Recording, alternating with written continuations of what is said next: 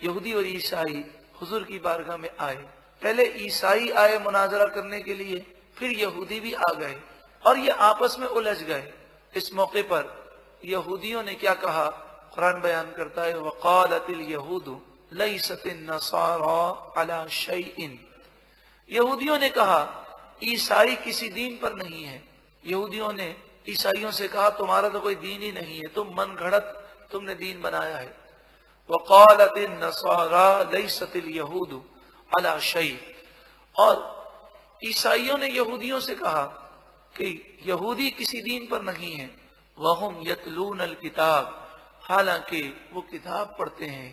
آپس میں لڑنے لگے. اے مسلمانوں، اگر یہودی تمہیں کہہ دیں یا عیسائی تمہیں کہہ دیں تم رنجیدہ نہ ہو، یہ آپس میں بھی ایک دوسرے کو تسلیم نہیں کرتے دین کے اعتبار سے.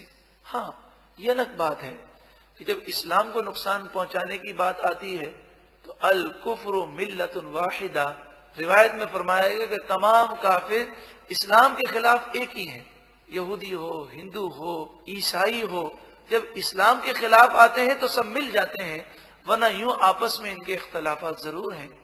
کذالک، اسی طرح قال الذین لا یعلمون مثل قولہم، کہا جاہلوں نے ان جیسی بات.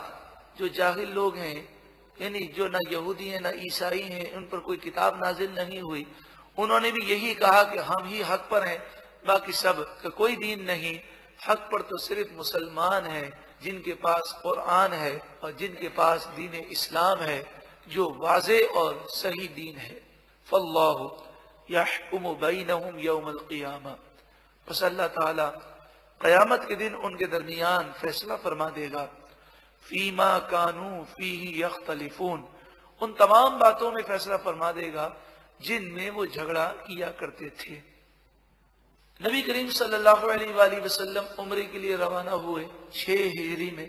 کفار مکہ نے نبی کریم صلی اللہ علیہ وآلہ وسلم اور صحابہ کرام کو عمرہ کرنے سے روک دیا. سینکڑوں سال سے ان کا مکے پر قبضہ تھا.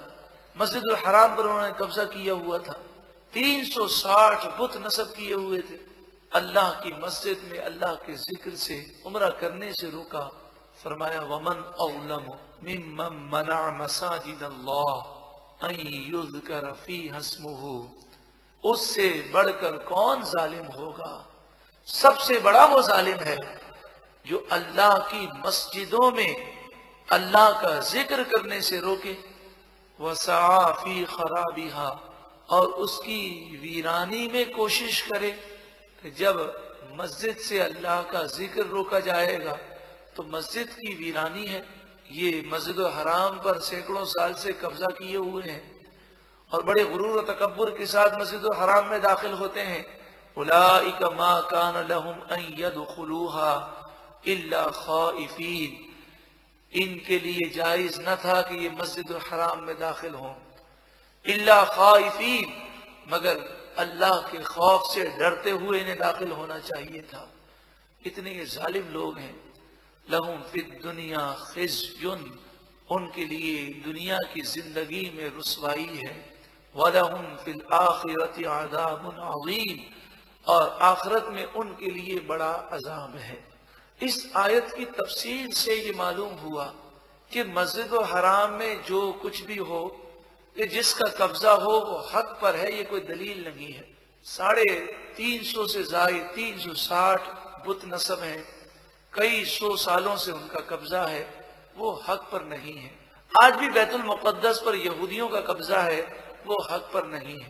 اسی طرح یہ یاد رکھیں کہ مسجد الحرام اور مسجد نبوی میں جو کام ہوتا ہے وہ صحیح ہوتا ہے، یہ بھی دلیل نہیں ہے. آج مکے اور مدینے میں قرآن کی بے ادبی کی جاتی ہے. قرآن نعوذ باللہ من ذالک ٹانگوں پر رکھتے ہیں، قرآن پاک نعوذ باللہ من ذالک جوتوں پر رکھ دیتے ہیں، قرآن پاک کو تکیہ بناتے ہیں نعوذ باللہ من ذالک. اور وہ کرتے ہیں کہ ہم الفاظ سے بیان نہیں کر سکتے. جب دیکھتے ہیں تو آنکھوں میں آنسو آ جاتے ہیں کہ قرآن کی بے ادبی کی جا رہی ہے. ہم خانہ کعبہ کو پاؤں نہیں کر سکتے، ہماری یہ جرت نہیں. اللہ تعالی ہمیں ادب عطا فرمائے. لیکن وہاں ایسے بھی بدعقیدہ لوگ ہیں کہ جو خانہ کعبہ کے سامنے بیٹھ کر خانہ کعبہ کی طرف پاؤں کر کے بیٹھتے ہیں، اور جب انہیں سمجھایا جائے تو مذاق اڑاتے ہیں۔ اللہ تعالیٰ مکہ مکرمہ و مدینہ منورہ میں بھی قرآن کا ادب عطا فرمائے اور خانہ کعبہ کا ادب عطا فرمائے۔ لوگ دلیل بنا لیتے ہیں جو وہاں ہو وہ صحیح ہے، یہ کوئی دلیل نہیں۔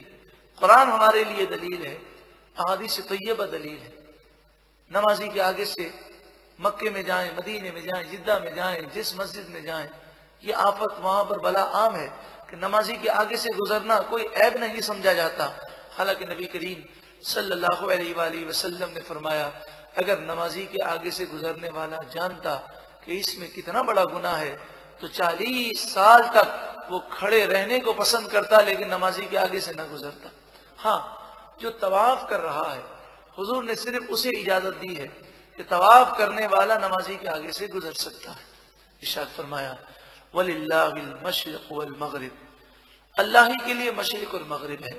فَأَيْنَمَا تُوَلُّوا فَثَمَّ وَجْهُ اللَّهِ، اللہ تعالیٰ جہت سے پاک ہے، سمت سے پاک ہے۔ اے لوگوں، تم جہاں کہیں بھی اپنا منہ کرو گے اسی طرف اللہ کی رحمت تمہاری طرف متوجہ ہے۔ ان اللہ واسع علیم، بے شک اللہ تعالیٰ وسعت والا، علم والا ہے۔ وقالوا اتخذ اللہ ولدا، اور مشرکوں نے کہا اللہ نے اپنے لیے اولاد رکھی۔ سبحانہ، پاکی ہے اسے، وہ اولاد سے پاک ہے۔ بل لہ ما فی السماوات والارض، بلکہ اسی کے لیے ہے جو کچھ آسمانوں میں ہے اور جو کچھ زمین میں ہے۔ کل لہ قانتون، آسمان و زمین کی ہر مخلوق اسی کی فرما بردار ہے، سوائے انسان اور سوائے جن کے۔ انسان اور جن میں جو مومن ہے وہ تو رب کے فرما بردار ہیں، اور جو کافر ہیں وہ آج فرما برداری نہیں کرتے مگر کل بروز قیامت وہ رب کی بارگاہ میں جھکنا چاہیں گے، مگر اس وقت کا جھکنا انہیں فائدہ نہ دے گا۔ بدیع السماوات والارض، آسمان و زمین کا پیدا کرنے والا۔ لفظ بدیع کے معنی یہ ہے بغیر میٹر، بغیر مادے اور بغیر نمونے کے پیدا کرنے والا۔ آپ کے سامنے کسی چیز کا نمونہ ہے، اس کی آپ نقل بنا دیں تو یہ ہوتا ہے نمونے کی موجودگی میں اس کی نقل بنانا۔ اور اگر نمونہ موجود نہیں ہے لیکن چیزیں موجود ہیں، جیسے پہیا جس نے ایجاد کیا تو ربڑ بھی موجود تھا، لوہا بھی موجود تھا، لیکن اس نے لوہے کو اور ربڑ کو یہ شکل دی اور اسے پہیا کا نام دیا گیا۔ اور آج بھی جب گاڑی کا ذکر کیا جاتا ہے تو کہتے ہیں پہیا اس نے ایجاد کیا، سب سے بڑا کمال اسی کا ہے جس نے پہیا ایجاد کیا۔